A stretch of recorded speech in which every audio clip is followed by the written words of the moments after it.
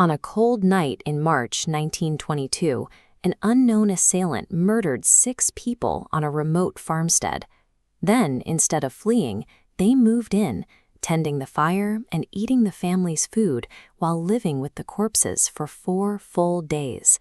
This was Hinterkaifeck, a small farm nestled in a Bavarian province about 43 miles north of Munich. It was a place defined by its borders, hemmed in on all sides by dense, heavy woods. The household was comprised of Andreas Gruber, his wife Cecilia, their daughter Victoria, 2 grandchildren, and a maid. They lived in almost total isolation, disconnected from the rhythms of the nearest village. This geographic and social vacuum meant that if someone began watching the farm from the trees, there was no one else around to see them. The farmstead had effectively become a private incubator for a predator. 6 months before the massacre, the original maid quit. She had been hearing footsteps and strange noises in the attic, eventually becoming convinced that the house was haunted. In early March, Andreas found a Munich newspaper on the property that he hadn't purchased. He asked around, but none of his neighbors subscribed to it, and the postman hadn't lost one. Days before the killings, human tracks in the fresh snow led from the forest to the machine room, missing any return tracks. That night, Andreas heard footsteps above the living quarters. He searched but found nothing, turning down neighbors' help. By explaining away these events as property quirks or ghosts, the family effectively neutralized their own defenses.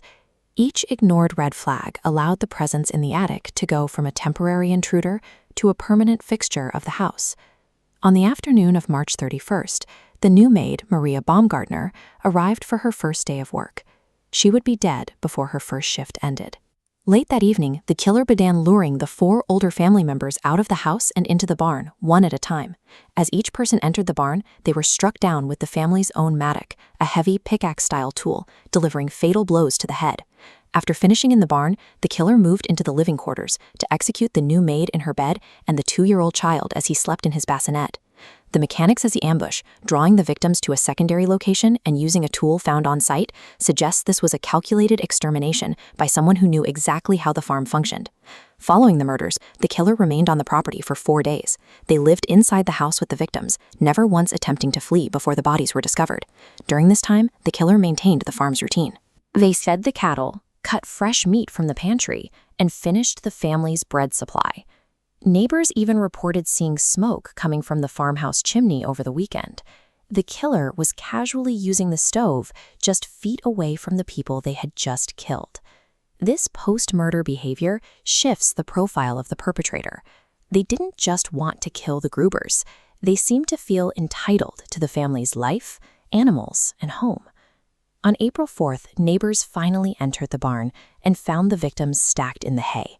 A Munich investigative team arrived soon after, assuming the crime was a robbery that had spiraled out of control.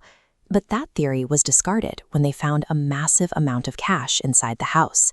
Despite having days to search the property, the killer hadn't touched any of it. The investigation was crippled almost immediately. Onlookers had trampled the scene and even used the kitchen to cook meals before the police could secure any forensic evidence. Because the family's wealth was left behind, the motive shifted from profit to something far more personal, a vendetta or a deep psychological obsession. Attention turned to Lorenz Schlittenbauer, a neighbor who had once been romantically linked to Victoria. During the discovery of the bodies, he raised suspicion by easily unlocking a door that the others had assumed was bolted shut. A different profile emerged around a transient named Paul Mueller. He was linked to similar farm tool massacres in other regions, following the exact pattern of targeting isolated homes and ignoring their valuables. Despite interrogations that continued as late as 1986, the case was officially closed in 1955. No one was ever convicted. The enduring terror of Hinterkaifeck isn't just the unsolved murder, but the realization that a predator can live inside your home, watching you from the shadows of your own attic. Let us know who you think was hiding there in the comments.